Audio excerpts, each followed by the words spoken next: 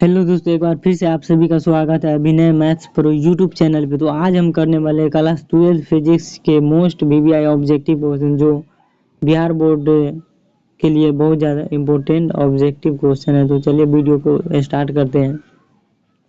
पहला number question है आपके स्लाइड पे। पहला नंबर क्वेश्चन है, निर्वात में विद्युत परावैद्युतांक का मान होता है। तो इसका राइट आंसर सी हो जाएगा। कितना होता है? 8.85 गुने 10 पावर -12 फैराड प्रति मीटर। देखिए कैसे होता है।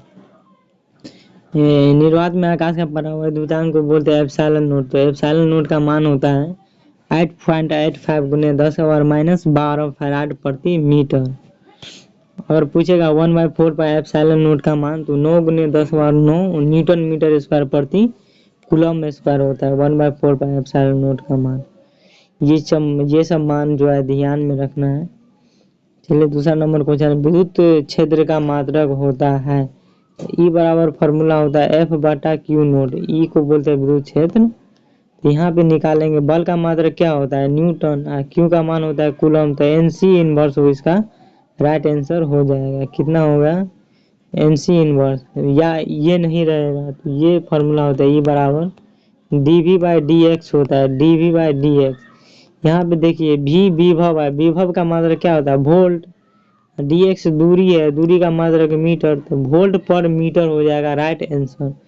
तो क्या हो जाएगा हमारा राइट आंसर? बी हो जाएगा। चलिए नेक्स्ट क्वेश्चन पे चलते हैं। अगला क्वेश्चन है, विद्युत परिपथ के किसी बिंदु पर सभी धाराओं का बीजगणितीय योग क्या होता है? शून्य होता है। शून्य। ये किरचॉफ का फर्स्ट लॉ है। चलिए नेक्स्ट क्वेश्चन में चलते हैं। विभव मापी की सुग्राहिता को बढ़ाने के लिए तो इसकी लंबाई को जो है बढ़ाना होगा। क्या करना होगा? इसकी लंबाई को बढ़ाना हो जाएगा। चलिए नेक्स्ट क्वेश्चन पे चलते हैं। 5वां नंबर क्वेश्चन है, सेल का विद्युत वाहक बल मापा जाता है।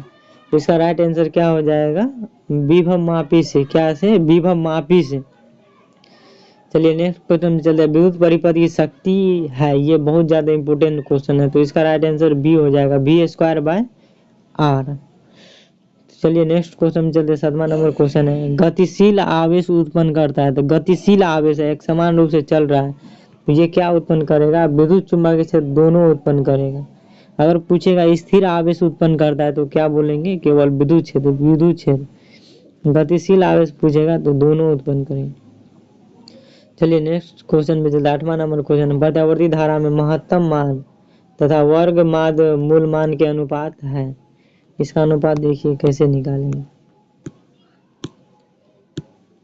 इसका अनुपात महत्तम मान को बोलते हैं I0। महत्तम मान को I0 और वर्ग माद मूल मान का फॉर्मूला होता है I/RMS बराबर I0/√2। बस इसी का अनुपात पूछ रहा है। तो ये कैंसिल होकर √2 ऊपर जाएगा, तो √2 हो जाएगा इसका राइट आंसर।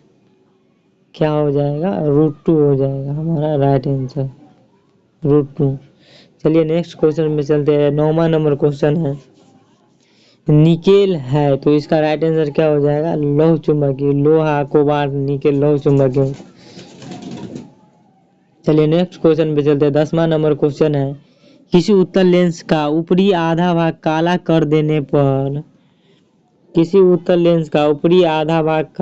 देने पर इसके द्वारा बनाया गया प्रतिबिंब हो जाता है। तो इसका राइट आंसर क्या हो जाएगा? काला कर दिया तो कम तीव्रता हो जाएगा, घट जाएगा तीव्रता, तो कम तीव्रता वाला।